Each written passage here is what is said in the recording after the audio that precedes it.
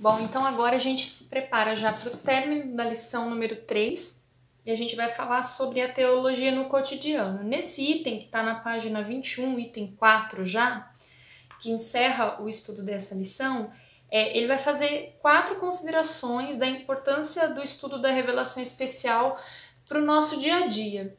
A gente tem essa preocupação para que a gente não pense assim, isso é assunto para a gente tratar na escola dominical, para a gente assim, conhecer e ter mais ideia de como que funciona a palavra de Deus, a Bíblia, mas é uma coisa para a gente usar na escola dominical, é um conhecimento técnico. Mas o autor ele vai fazer 4 ponderações muito importantes para a gente ver o quanto isso está relacionado ao nosso dia a dia. Na verdade, compreender isso, lógico que é um estudo, foi sistematizado esse entendimento, né, pelos estudiosos, pelos teólogos. Mas ele não é desconectado da nossa experiência pessoal e cotidiana. Ele está mais presente na nossa vida e ele é super necessário. Agora a gente entende os nomes, os termos, mas a gente precisa viver isso como uma realidade, uma prática de fé. Então vamos ler essas 4 ponderações. Vejamos algumas implicações práticas do estudo desse tema teológico. A ponderação A. A doutrina da revelação especial manifesta o interesse de Deus em buscar relacionar-se diretamente com os seres humanos, mesmo depois de se rebelarem contra ele. Isso é uma das características mais bonitas de tudo isso que a gente tem falado.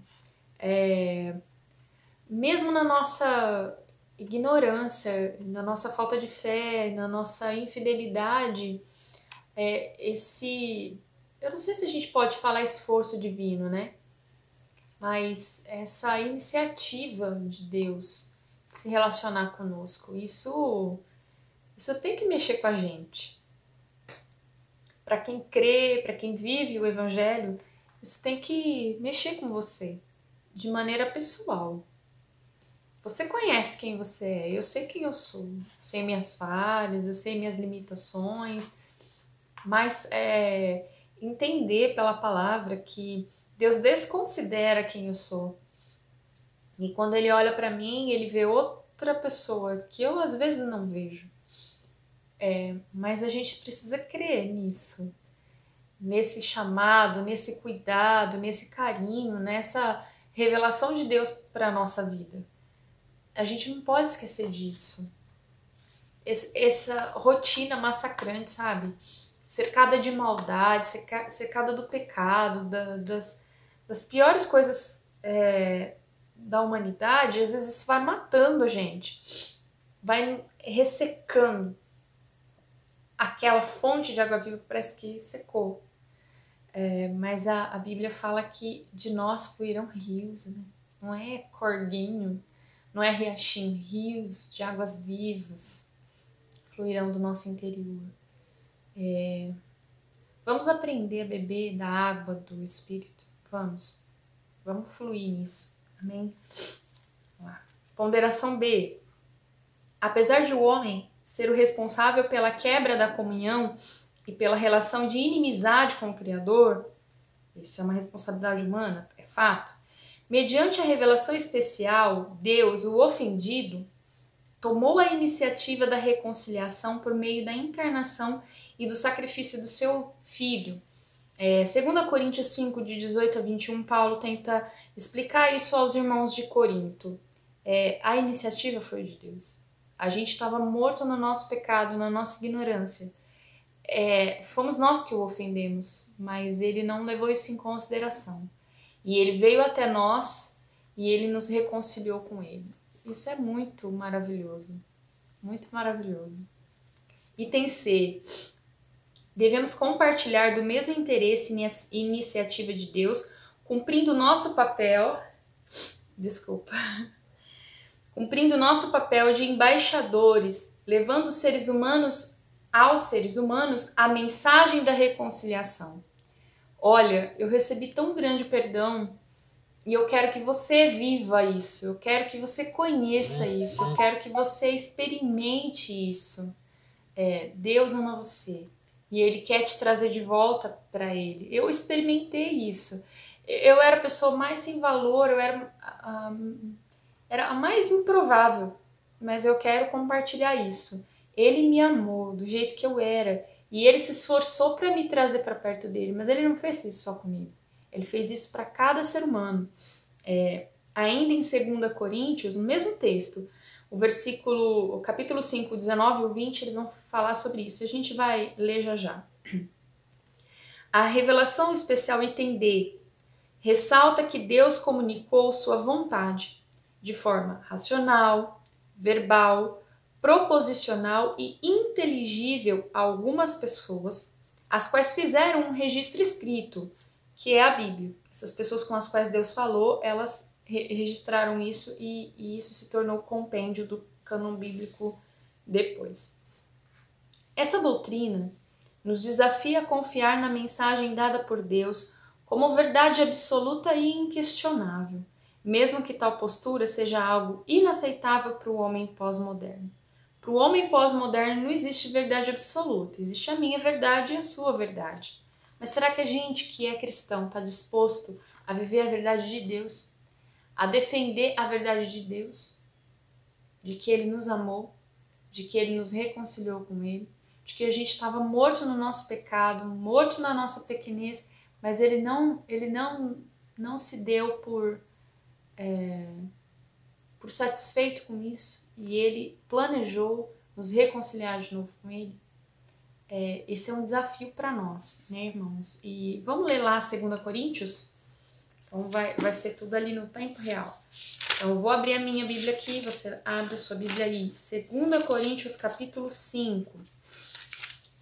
Nós vamos ler do versículo 18 até o 21.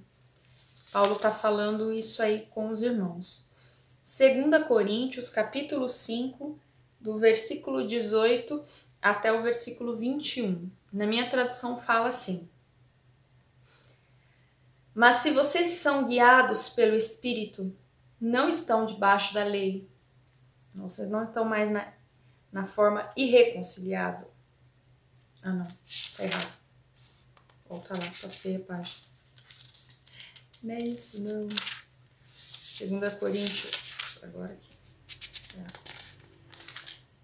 Virei errado, desculpa.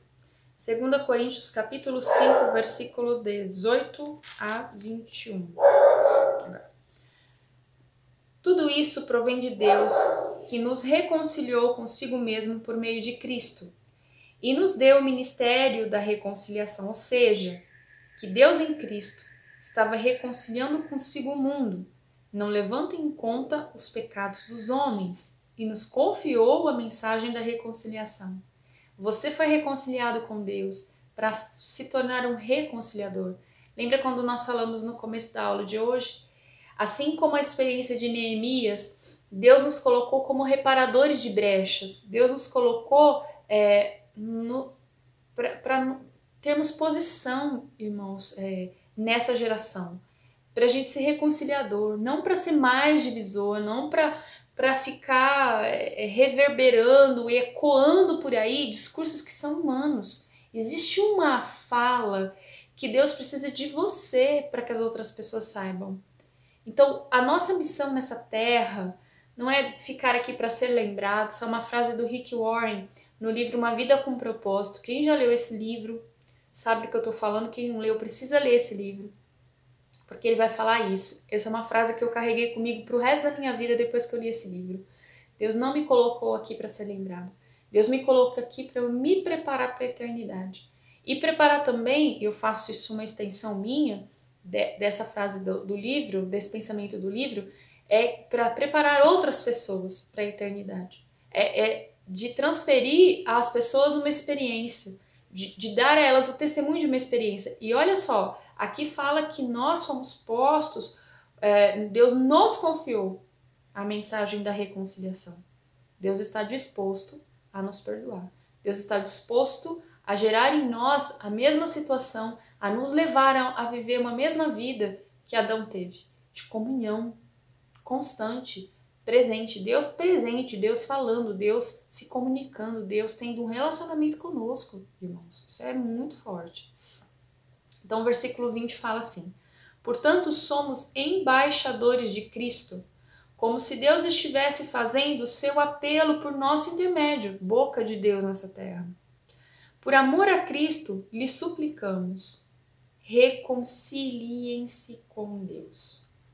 Deus tornou pecado por nós aquele que não tinha pecado, para que nele nos tornássemos justiça de Deus. Sabe qual é a justiça de Deus? A justiça de Deus, ela não está na boca de político. A justiça de Deus não está na boca de grandes pastores de grandes igrejas. A justiça de Deus está na boca de cada crente. Sabe do que fala a justiça de Deus? Ela não fala de justiça social, ela não fala de partido político, ela não fala de posicionamento político, ela não fala de placa de igreja, ela não fala de adventos. A justiça de Deus fala de reconciliação. Esse é o tema que tem que estar na nossa boca. Esse é o tema que tem que estar no nosso coração. É esse o tema que nós temos que defender. Se você quer defender uma bandeira, defenda a bandeira da reconciliação. Faça esse compromisso com o Senhor. Nós não estamos aqui para deixar a nossa marca na sociedade, para que as pessoas vejam o quanto nós somos argumentadores, articulados, conhecedores. Isso tudo, o próprio autor de Eclesiastes vai falar, tudo isso é vaidade.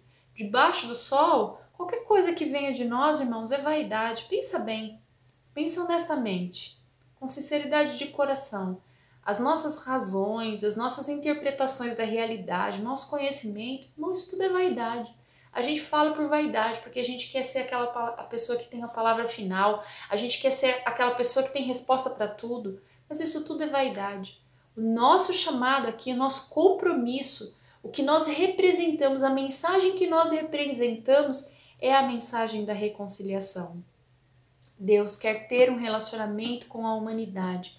Deus quer se relacionar de novo com o homem, como ele se relacionava com Adão e Eva no jardim.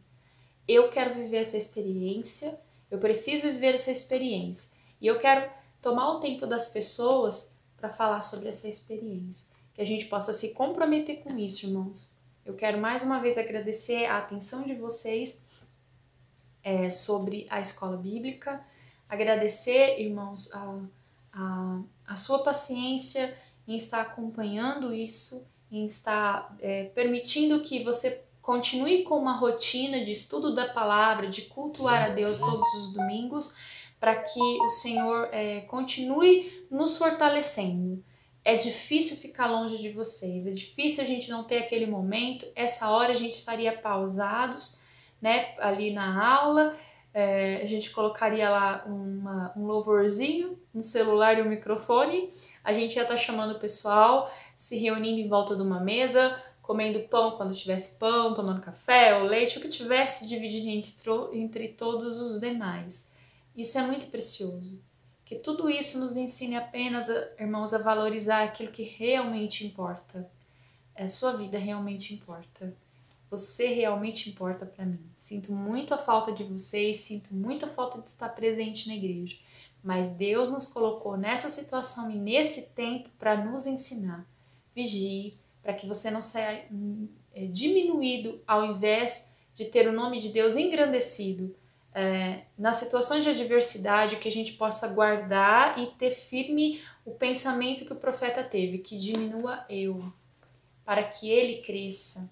Deixa Cristo crescer, deixa ele aparecer nas suas palavras, nas suas tomadas de decisão. E eu falo isso como um espelho. Eu estou aqui falando com vocês através dessa mídia da gravação, mas eu estou me olhando no espelho. Deus falou comigo bastante. Depois eu quero, durante esses dias, compartilhar com vocês, falando como Deus se manifesta, né? Deus me deu um sonho essa madrugada e eu queria compartilhar isso com vocês. É muito bonito, mas aí eu vou fazer num outro momento, tá bom? Durante essa semana eu vou compartilhar com vocês. Fica firme. Essa é a vitória que vence o mundo, a nossa fé. E a nossa fé, ela vem instituída por essa verdade. É isso que nós militamos, é isso que nós defendemos, é para isso que nós estamos aqui. Embaixadores da justiça de Deus. Sabe qual é a justiça de Deus? Não é dividir o pão. Deus veio trazer, através de nós, para nós e através de nós, a mensagem da reconciliação.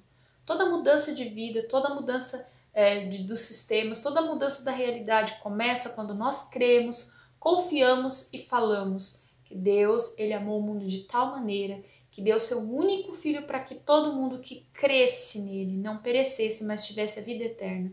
Essa é a mensagem que nós trazemos aqui. Nós estamos aqui para falar de vida eterna.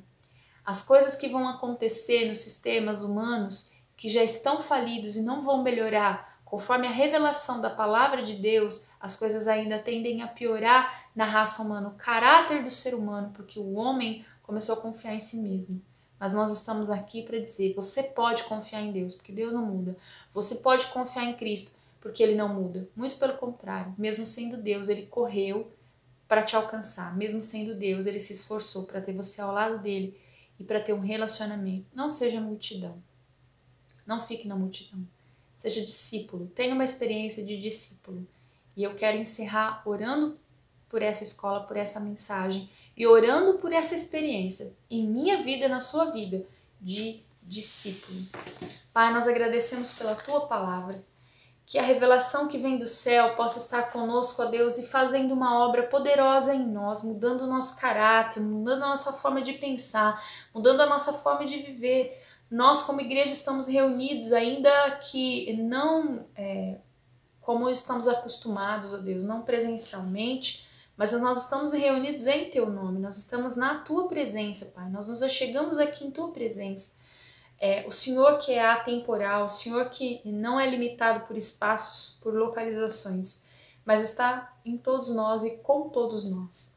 Eu quero, Pai, pedir que essa palavra ela seja arraigada nos nossos corações e ela venha germinar e dar fruto, que seja uma terra preparada boa, que nosso coração, Senhor, esteja aberto e nós venhamos a entrar na Tua presença desarmados, ó Deus. Que nós venhamos a entrar na Tua presença preparados, ó Deus, para sermos ministrados. Que a gente possa deixar, Senhor, as armas. Que a gente ouça, ainda que doa, ainda que nos cause desconforto. Que nada, Senhor, nos impeça de viver, Senhor, aquilo que realmente o Senhor tem para nós, as experiências maravilhosas e profundas que o Senhor tem para nós. Eu agradeço, Senhor, por fazer parte do corpo de Cristo. Agradeço, Senhor, porque aqui o Senhor acabou de nos chamar de embaixadores. A responsabilidade, ainda que nós não estejamos na nossa terra, porque o embaixador nada mais é que uma pessoa que está vivendo numa terra estrangeira, mas com os valores, os princípios, as leis, a moralidade, a conduta da sua terra natal. Nós não somos daqui, nós somos do céu. Então, nossa conduta precisa estar alinhada. O Senhor nos chamou de embaixadores, embaixadores que têm uma única missão. Nós estamos aqui nessa terra para viver a fórmula do céu e para dizer para o homem, o Senhor espera reconciliar-se com você. Deus está de braços abertos esperando para se reconciliar contigo. Que nós possamos ser os militantes dessa causa, Pai. Que nós possamos ser aqueles que defendem, Senhor, o Teu Evangelho, a Tua marca. Deus amou o mundo para que a gente pudesse viver nele, Senhor. Não importam as coisas que acontecem ao nosso redor. Nos fortalece, Pai, através da oração, da adoração, Pai, da busca da Tua presença. Esse é tempo, Senhor, de se fortalecer. Esse é tempo de estar sustentado através do Teu amor, da presença do Teu Espírito Santo. Esse é tempo de ser fiel, esse é tempo de ser firme, Pai. Nós não somos desse mundo. Então, o que acontece com ele, nós lamentamos, oramos, intercedemos, mas nós sabemos, ó Deus, que o tempo que nós estamos vivendo, o tempo profético que estamos vivendo, isso só deve fazer com que a Tua igreja desperte e atente os olhos. Se for para falar, que seja do Seu amor, se for para defender, que seja a defensoria da justiça de Deus, porque o nosso discurso não é discurso humano, não é discurso da terra, o nosso discurso é do céu. Que cada irmão, que cada crente, Pai, possa se posicionar, Deus, com conduta, com valor na vida de cada um, em cada igreja, em cada daqueles que compartilharem, Senhor, dessas palavras, que eles sintam esse chamado. Eu sei, Senhor, que as Suas ovelhas vão te escutar, porque as ovelhas, elas distinguem a voz do pastor, ainda em meio ao maior barulho que possa estar ao redor. As ovelhas, elas seguem, elas reconhecem a voz do seu pastor, dentre todas as outras vozes que possam cercá-los. Obrigada por cuidar de nós, Pai, eu te agradeço. Eu te agradeço por essa família que o Senhor nos deu, Pai, a família em Cristo. Muito obrigada pela vida desses irmãos. e que eles estejam plantados em Ti e cuidados, ó Pai, debaixo das Tuas asas, do Teu amor. Muito obrigada, Deus, por essa escola, pela vida dos meus irmãos. Em nome de Jesus eu agradeço. Amém. Obrigada, gente. Durante a semana, não se esqueçam, nós vamos começar a lição número 4. A lição número 4 tem um versículo para decorar. Ponto para a Ju, que fez a tarefa, mas vocês não podem se esquecer de fazer a tarefa. Falar sem olhar em papel nenhum, 2 Timóteo 13:16. Toda escritura é inspirada por Deus e útil para o ensino, para a repreensão, para a correção e para a educação na justiça. Decore esse versículo, faça seu vídeo. Deus abençoe sua semana, sua família, no nome de Jesus.